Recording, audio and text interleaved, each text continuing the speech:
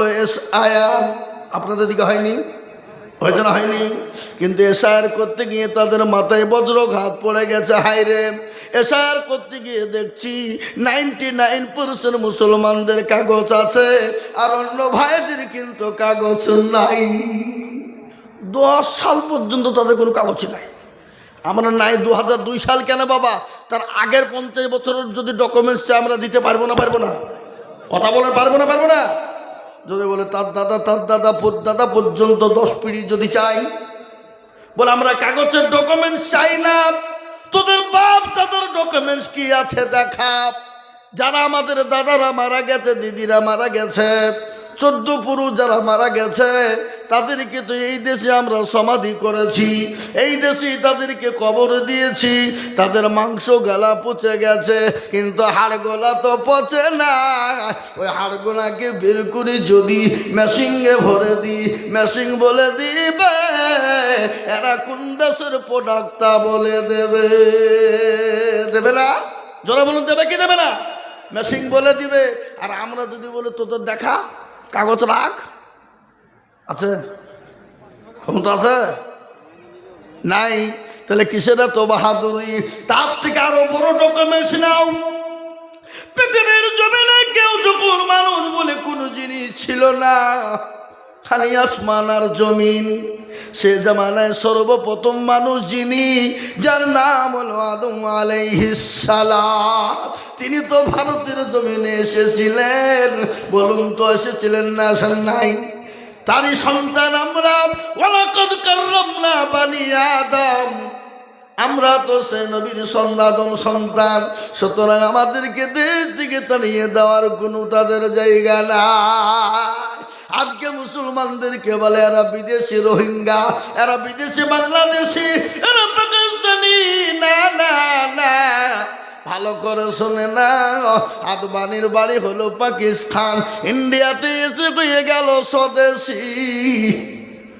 অটল বিহারীর বাড়ি হলো পাকিস্তান, ইন্ডিয়াতে এসে হয়ে গেল স্বদেশি। সোনিয়া গান্ধীর বাড়ি হলো ইটালি, ইন্ডিয়াতে এসে হয়ে গেল স্বদেশি। ঠিক না বেশি জোরে বলুন? জ্যোতিবাবু বিমান বসু বুদ্ধ বাবুর বাড়ি হলো বাংলাদেশ, ভারতে এসে হয়ে গেল সে স্বদেশি। মিঠুন চক্রবর্তীর বাড়ি হলো বাংলাদেশ, ভারতে এসে হয়ে গেল স্বদেশি। অধীর বাবু প্রণব বাবুর বাড়ি হলো বাংলাদেশ, ইন্ডিয়াতে এসে হয়ে গেল স্বদেশি। আর আমরা ইন্ডিয়াতে জন্ম নিয়ে আমরাই নাকি বিদেশি। সিঙ্গলার ভিতরে আলু ঢুকলো কি করে বাবা, এটা বুঝে নিতে হবে, এটা জেনে নিতে হবে। এটা নয় রে বাপ, এটা নয়। আজকে ভারতের মাটি থেকে মুসলমানকে রাখতে দেবে না, মুসলমানের মসজিদ তুবে না, কোরআন তুবে না, মাদ্রাসা তুবে না, মুসলমানকে মিটিয়ে দিতে চায়। কিন্তু এটা শুনেলেন, ভারতের জমিনে মুসলমান যদি না থাকে, তাহলে ভারতের জমিনটা পুরো পৃথিবীটা অন্ধকার হয়ে যাবে।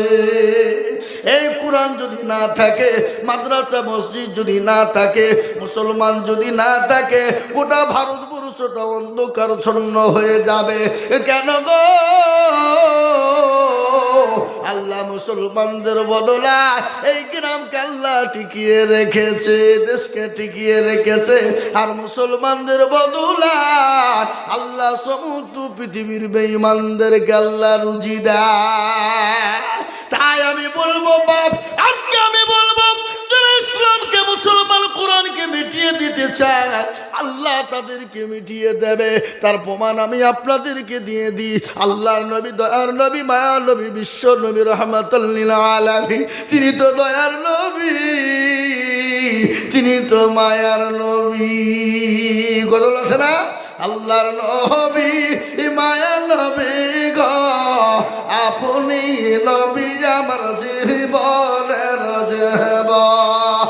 আল্লাহর নবী, মায়ার নবী গো, আপনি নবী আমার জীবনের জীবন। আপনি হইলেন জীবন সাথী, অন্ধকার কবরের বাতি। আপনি হইলেন দুনিয়ার আল্লাহর নবী মায়া নবী গো আপনি নবী আমার জীবনের জীবন আপনি রহমাতাল লিল আলামিন আপনি উম্মতের জামিল আপনি রহমাতাল লিল আলামিন আপনি উম্মতের জামিল আপনি হইলেন গুনাহগার উম্মতের আপনজন আল্লাহর নবী মায়া নবী গো আপনি নবী আমার জীবনের জীবন দেখিয়া আপনার মজেজা ভাগবতী হলেন খাদিজা দেখিয়া আপনার মজেজা ভাগবতী হলেন খাদিজা সোফা দিলেন জীবন যৌবন অমাল দৌলত ছিল আপনাকে সোফা দিল আপনাকে বানাইল আপনজন আল্লাহর নবী মায়া নবী গো আপনি নবী আমার জীবনের জীবন ও মুসলমান দরদি তিনি তো মায়ার নবী দয়ার নবী আবু জেহেল বলেছিল মুহাম্মদ সাল্লাল্লাহু আলাইহি ওয়াসাল্লাম আমি তোমার বংশ নির্বংশ করে দেব আমি তোমাকে মিটিয়ে দিব শেষ করে দেব আল্লাহ নবী আল্লাহকে বললেন আল্লাহ তুমি কি চাও তোমার দিন থাকবে না তুমি কি চাও তোমার রসুল থাকবে না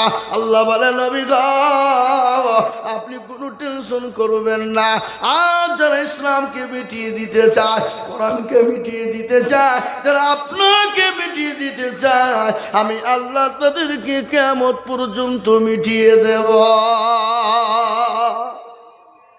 এই আবু জেহেল ওই আবু জেহেলের নাম কেউ লেয় কথা বলেন না কেন কেউ লেয় পৃথিবীতে বহু জাতি আছে বহু ধর্মের লোক আছে আজ পর্যন্ত শুনেছেন যে কোনো জাতি কোনো ধর্মের লোক আবু জেহেল ছেলের নাম রেখেছে কেন বলেন দেখেনি কেন দেখেন বলে ওরা জানে যে 1 নম্বর হারামি মার্কা লোক ছিল আবু জেহেল ঠিক না বেশি জোরে বলুন তার লেগে কেউ আবু জেহেল নাম রাখে নাই তার নাম লেওয়ার কেউ লোক না কিন্তু ইসলাম ছিল আছে এবং কিয়ামত পর্যন্ত থাকবে রাসূলের নাম নিয়েছিল আছে এবং কিয়ামত পর্যন্ত থাকবে এ কোরআন ছিল আছে কিয়ামত পর্যন্ত থাকবে আজকে মুসলমানদের কোরআনকে মিটিয়ে দিতে চাই বাবা কিন্তু বলুন তো কোরআনের মালিক কে একটু জোরে বলুন কে কোরআনের মালিক হলেন আমার আল্লাহ আল্লাহ নিজেই বলে দিলেন ইন্না নাহনু নাযালনা যিকরা ওয়া ইন্না লাহু লাহাফিজুন আল্লাহ বললেন কোরআনের মালিক আমি কিভাবে হেফাজত করব আজ আমি একটা কথা আপনাদেরকে বলে যাই এই কোরআনের যারা আপনার দুশমনি করবে কোরআনের বিরোধিতা করবে কোরআনের উপর আক্রমণ করবে আমার আল্লাহ তাদেরকে দুনিয়া ও জমিন থেকে ধ্বংস করে দিবে তার একটু প্রমাণ আমি আপনাদেরকে দিয়ে দিই দিল্লির জমিনে একজন বেঈমান যার নাম হলো অসীম রেজা তিনি বলেছিল কোরআনের ভিতরে 26টা আয়াত বাদ দিতে হবে সুপ্রিম কোর্টে আপনার বিচার দেওয়া হলো বিচার টিকে দিল কেস করে দিল উলামায়ে দেওবন্দ আপনার চলে গেলেন গিয়ে বললেন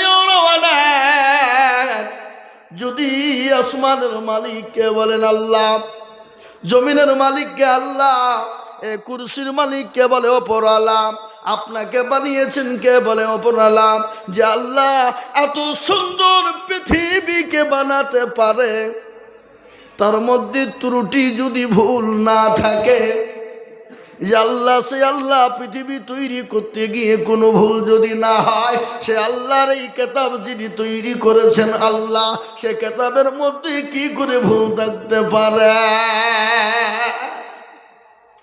বলেছিল কোরআনের 26টা এত দূরের কথা কোরআন থেকে যদি একটা আয়াত কেউ বাদ দিয়ে দিতে পারে ভুল দেখাতে পারে আমরা মাওলানারা নিজে কোরআনকে আগুন দিয়ে পুড়িয়ে দিয়ে পড়বো না কিন্তু কোরআনের মধ্যে ভুল খুঁজেও পাওয়া যাবে না সেই দিন বলেছিল সুপ্রিম কোর্ট ও ওগো ওসিম রেজা, তুমি কেন তোমার 14 পুরুষ এ কোরআন থেকে একটা অক্ষর বাদ দেওয়ার মতন ক্ষমতা কার নাই?